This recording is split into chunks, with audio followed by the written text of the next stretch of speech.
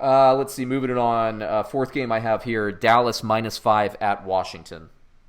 Ooh, I like this one a lot.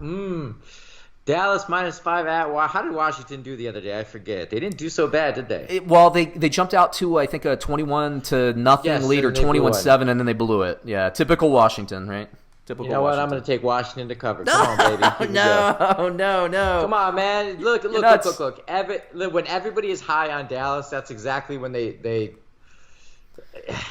it's exactly when they blow it. You know, when everybody's high on them is exactly when they come out and look terrible. And I'm telling you, Washington, you know what Washington is? They're like the one team you go against that you technically should beat, but they will make you look terrible for some reason. Yeah. Why is that? I don't know. It's they play well as the underdogs. They do.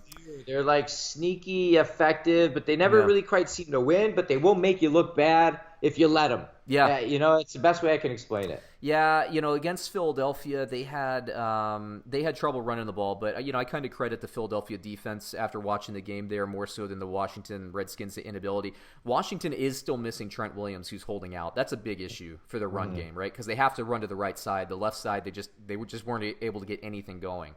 Trent Williams is also valuable in the screen game, which Washington likes to use. It's a little different. But we saw, Washington, they went deep to McLaurin. They actually went deep, by the way, Brad. I've been saying all the time, in terms of a fantasy quarterback, Case Keenum and Alex Smith are similar because Case Keenum pushes the ball downfield. He'll throw more interceptions.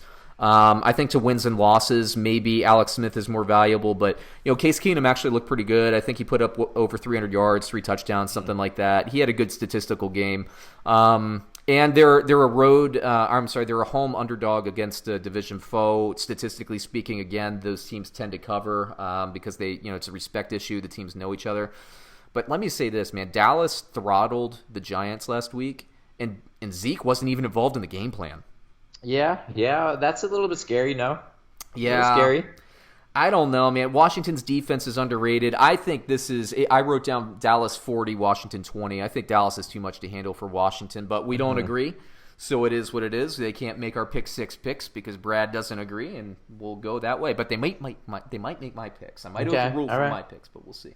But I'll take Washington there. From a fantasy point of view, I think Dallas is just easing Zeke into it. Dak I have at a 24, but I think those numbers are a little bit inflated. I think he's probably more like a 22-ish, 20 to 22, and these are DraftKings scorings, by the way.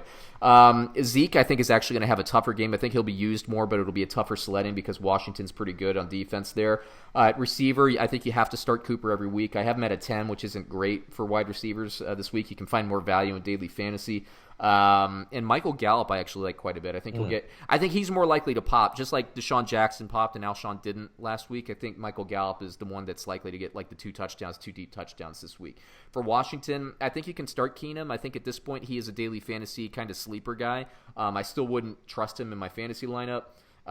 Darius Geis is hurt, so Adrian Peterson will be in there. He's going to be active this week. I think he'll score okay, good, not great, but for the money, he might be worth it. For your receivers, I don't like any of them from Washington. At tight end, if Jordan Reed plays, I think he'll be valuable. Another daily fantasy sleeper might be Chris Thompson because I think Washington will be down, and I think they're going to have to use the screen game. And that's typically what they do against fast linebackers, and Dallas has that. So we'll see where that goes.